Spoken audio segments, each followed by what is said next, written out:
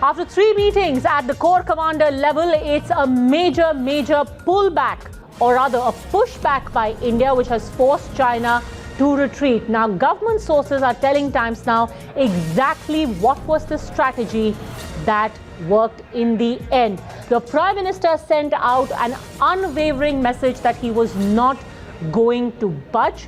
The decision to go to Ladakh was a bold one, keeping in mind the situation on the ground.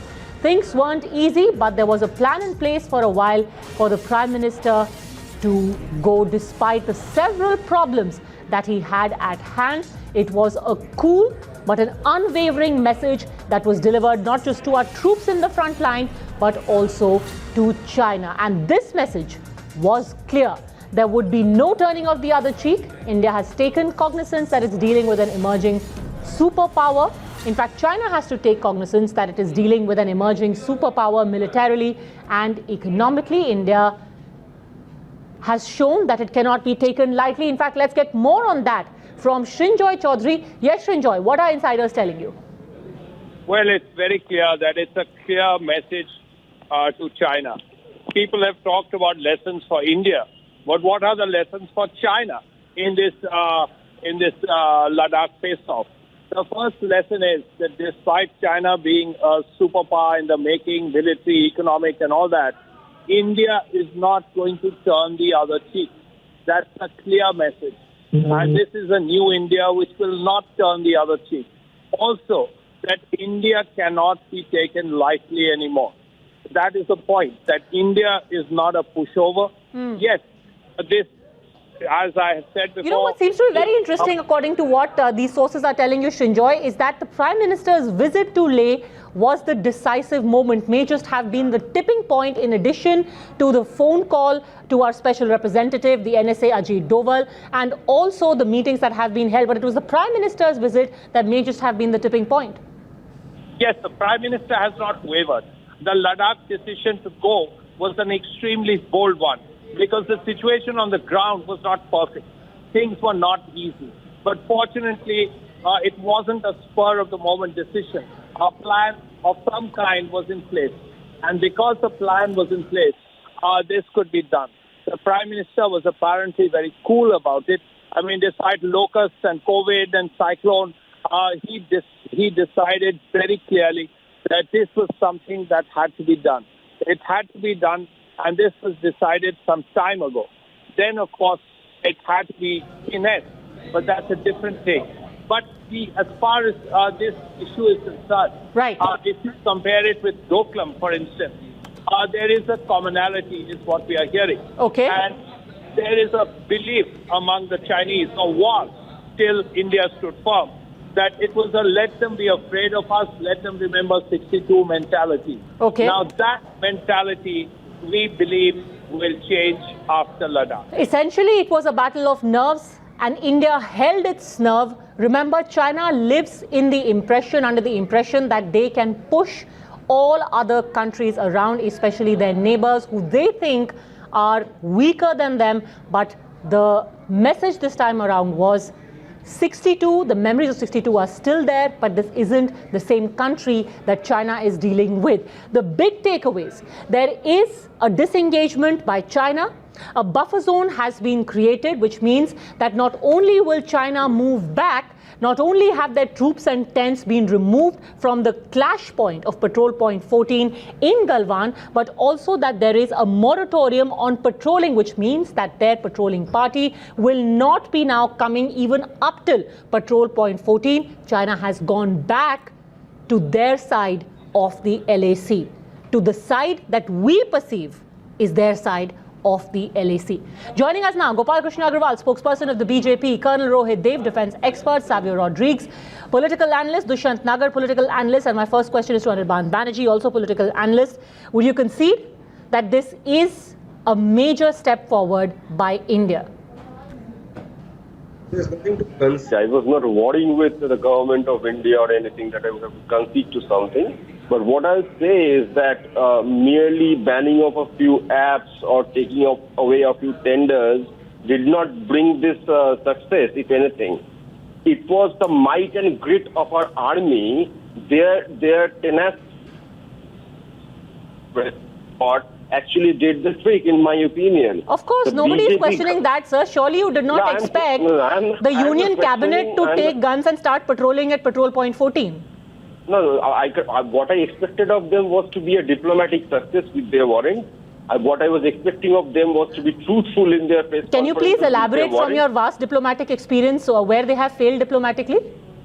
Of course, though I have no diplomatic experience, just like everybody on this panel today, including the anchor, what I'd like to say is that when you turn each and every neighboring country except for Bangladesh maybe into an enemy over the past 6 years, that cannot be considered And by yet, any sir, you stretch of might not have imagination to be noticed, but it was in the success. newspapers that even as we were waiting for the third Corps Commander level talks to happen, Japan openly supported India against China.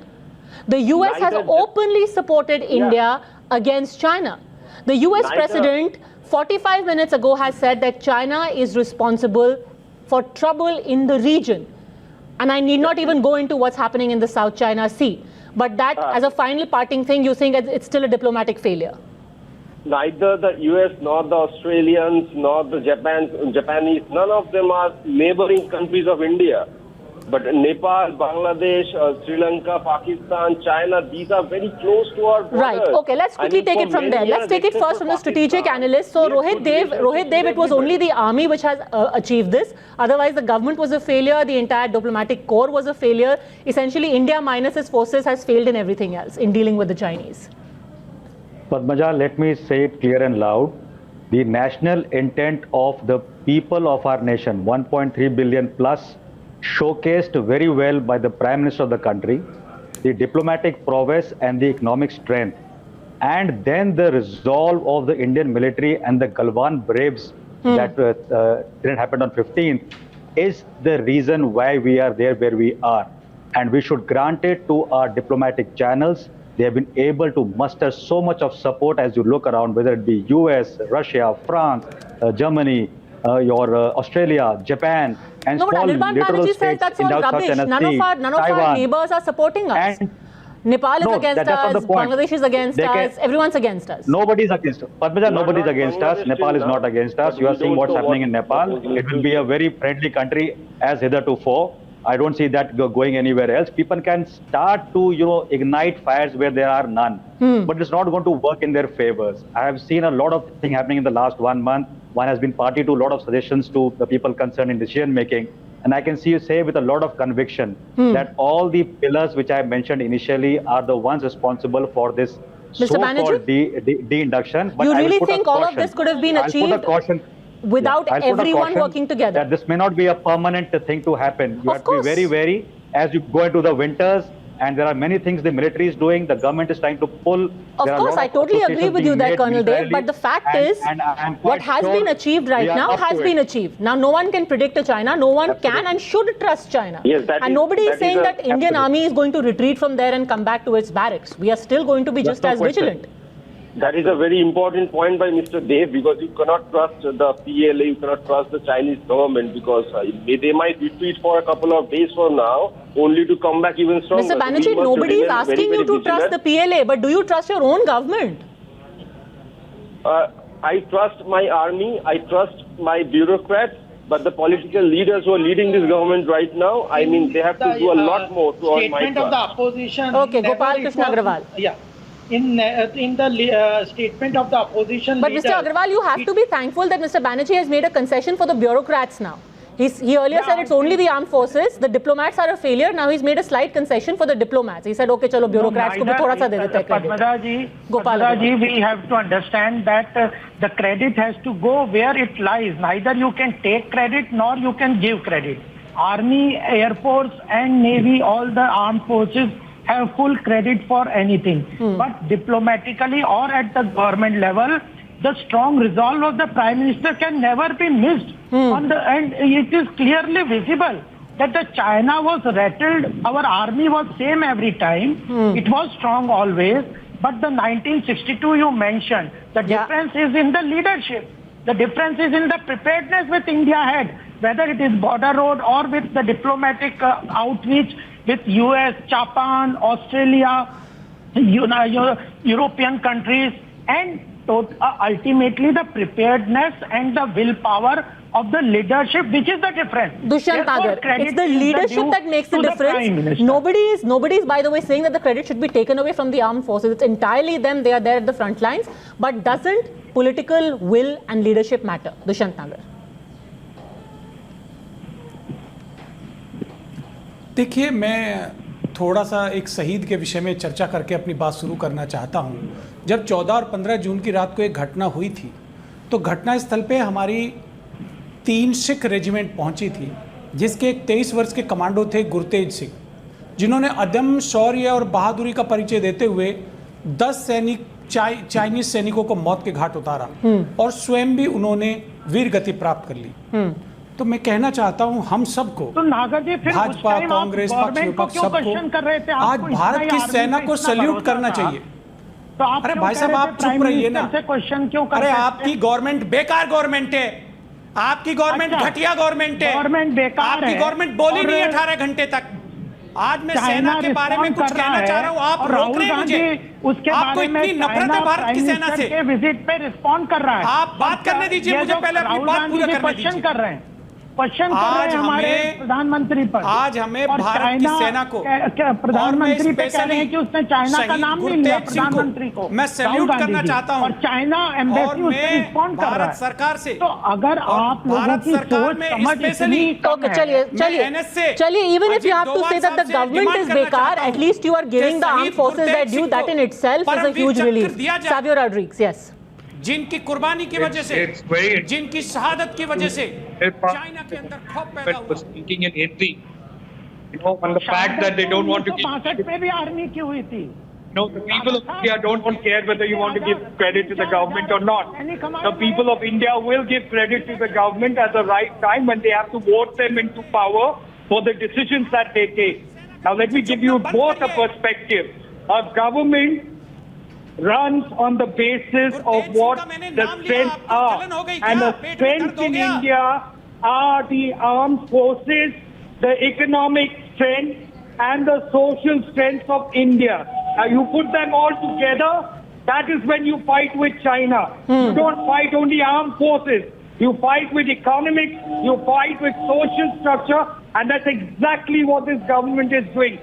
The strategy of the government is bang on.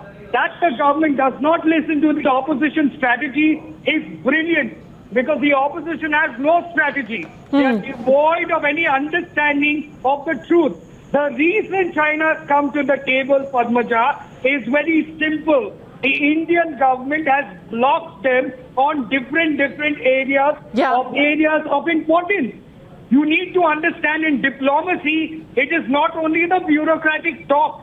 It is the total strength of the country. And what's also, and we must also remember that when each one of these steps was being taken, each one of them individually was mocked as nothing more than posturing, starting with the 59 apps to talking to diplomats. Each one was individually mocked.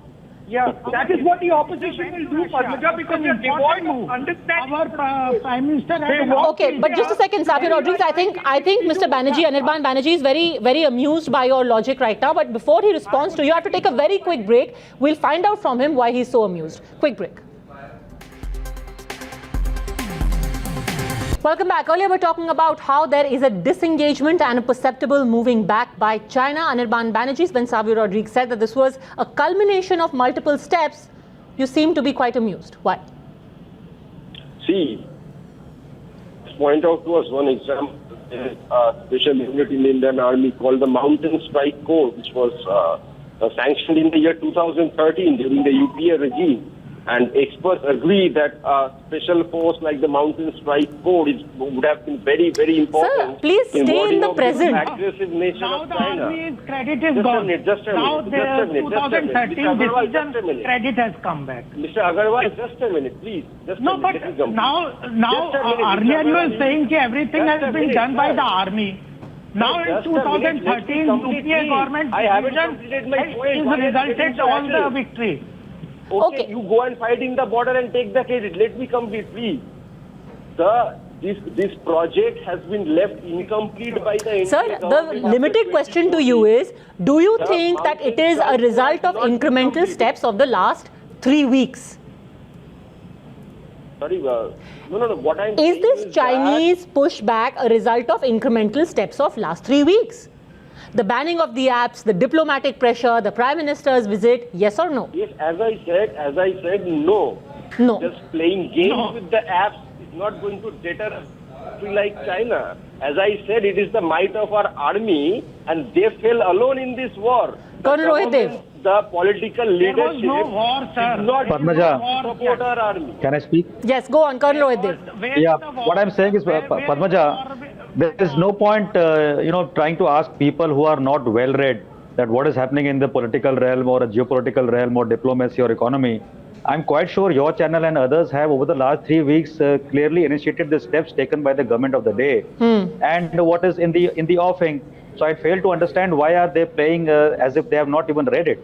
They should read it. And coming to the small point raised by the gentleman before me about Mountain Strike Corps, these 3 words probably he can describe in independence, but the 3 words put together, half of the polity does not understand what it means. So there is a time and a place for things to say and Sir, you happen. might Please don't put any jingoism to say Mountain Strike Corps. You also put 500 crore rupees in Oro before you left the government. What happened after that? So this is not today. You do not understand the Mountain Strike Corps. Half the politicians don't understand that. Few military thinkers also don't understand that. Okay. Have you seen the surge which the reserves have moved currently to Ladakh, and from where all they have moved? Seeing all the threat perception into mind. Okay, and Are you know, even aware of what you are saying? as of today, So please come on a debate to be a little more mature. Don't, if you want to have a political battle and fight each other. there no, are- and if we want to go to shift the parliament and goalpost, fight there will there. be 1,000 But if you come on a goalposts to national shift to. television But the debate, fact is today that there has been a movement forward by India and a move back by China. Whoever you want to credit for it, the result is there for everyone to see. That being said, like we've been saying again and again, in the case of China, you can never trust them. So vigilance will always be high. On that note, thank you very much all gentlemen for having joined me. Quick break. Okay, more details are emerging between the cop terror link. Davinder Singh and his nexus with Pakistan is exposed. This after the NIA filed its charge sheet against Davinder Singh. A number of details have come out from there about how there were officials in the Pakistan High Commission who Davinder Singh was in touch with. How did the entire racket operate? Let's get more details from Pradeep Datta. Yes, Pradeep. Yes, one thing has come out that he was spy for the Pakistan agency. In fact, he was in touch with officials in Pakistan High Commission in New Delhi, and through social media, he used to provide them information. What, in fact, we have come to know from the charge sheet is that he was groomed by the Pakistani officials to provide them sensitive information. And not only that, he was also involved in helping these smugglers to smuggle arms from across the line of control, and that was to be used by the Hizbul Mujahideen so that they can keep pot of terrorism boiling and also wage war against India. Besides this, he was providing safer hideouts and shelter to terrorists. And when on January 11, 2020, he was arrested, he was accompanied by Hizbul Mujahideen commander Naveed Babu and one overgrown worker, Irfan Shafi Mir. And they were on their way to Jammu because there was a heightened security force pressure on Naveed Babu. So he wanted to provide him a safe hideout in Jammu region. That was the reason he was using his own car, so that the security agencies do not get any inkling about any or get any suspicions about any of the activities. So he was trying to take that commander. And during the process, the car was intercepted near Kazigund and they recovered large quantities of arms and ammunition, including AK rifle from that vehicle. And now the charge sheet has been today presented in NIA court here in Jammu against all other 5 associates also. It has also been found that there was a nexus. In fact, Pakistan High Commission used to provide money to the overgrown worker like Irfan Shafi. And that money was to organize seminar. Basic idea of organizing seminar was that they wanted to mobilize opinion of the Kashmiris so that they can come out on street once again, start protest. And that was, in fact, the seminar terror nexus that was existing, and money from that was coming from Pakistan High Commission. And now they're also trying to find out who were the Pakistan High Commission officials. They were involved in this nexus. They were to whom Davinder Singh had been providing information using social media platforms. So that is, again, a matter of investigation. They are further also looking into all these things. It may have taken a Davinder Singh, but Pradeep, really this has blown the lid off the entire OGW, the overground workers network that not just feeds into the terrorism in Kashmir, but also feeds off it. Yes, you're absolutely right. In fact, that is really a big concern because overgrown network people, they are the men without guns. But it becomes very difficult because if somebody lays hand on these overground workers, often people will say that innocent has been apprehended by the security forces because they are not carrying any gun. They do not normally have any kind of an FIR or any case registered against them. But these are more dangerous people because they are the one who provide oxygen to the ecosystem of terror. And Davinder Singh had been operating with them for quite some time. It was because of one phone call, finally, the security agencies came to know about Davinder Singh's involvement and how he had been hobnobbing with terrorists for quite some time. He had been helping them smuggle arms and ammunition from the line of control, and then these arms and ammunition were transported in different vehicles and provided to the Hizbul Mujahideen commanders operating in South Kashmir area. And this was not first time when he was providing safer shelter to Hizbul Mujahideen commanders. In the past also he had provided them safer shelter in Jammu region. But this time he was not that lucky. Finally the security agencies were able to lay hand on them. And this overground network of people, they are the ones who are in fact not only unleashing false narrative, they are mobilizing people against security forces, and they are the ones responsible for inciting and creating trouble in Kashmir Valley. So they are more dangerous than even the people who are holding guns because they are the ones who are providing oxygen to ecosystem of terror that is existing in Kashmir Valley. All right. Thanks very much, Pradeep, for having joined us with the details of that story. The big political story of the day, former Congress President Rahul Gandhi, who has repeatedly attacked the centre on the issue of China's aggression against India, especially at Galwan, now it turns out skipped 11 meetings of the Parliamentary Standing Committee on Defence, of which he is a member. Not only that, he also missed a trip that was carried out by this standing committee to India's border with China. This trip was organized and several members of the TIP had participated. Soon after these details came to light, as broken on Times Now, the BJP, led by its president JP Nadda, mounted an attack on the Congress MP, asking how can Rahul Gandhi be taken seriously on issues of national security when he doesn't even bother to turn up for such meetings. All right, look at the minutes of meetings that were conducted, and the report filed by the Defence Committee revealed Rahul Gandhi's absence. Not only did he skip the 11 meetings, but also a field trip, like I said, to 3 borders that India shares with its neighbours. Sample this. Meeting 1. The date of the sitting was 27th September last year. Rahul Gandhi skipped that meeting. The second meeting was on the 14th of November. The third meeting was on the 15th of November. The next meeting was on the 18th of November, followed by another one on the 9th of December. Meeting 6 was next year, that's 17th of February. In February this year, you had another meeting of the Parliamentary Standing Committee on Defence, followed by another meeting on the 18th of February. Yet again, the next day, on the 19th of February. And on 20th of February, there was yet another meeting. Meeting 11 took place on the 12th of March. So that is as far as the 11 meetings are concerned. In fact, more on this over the course of the next 3 hours. That's it then from me on this edition of the news. I will see you next at 10 on the News Hour Agenda.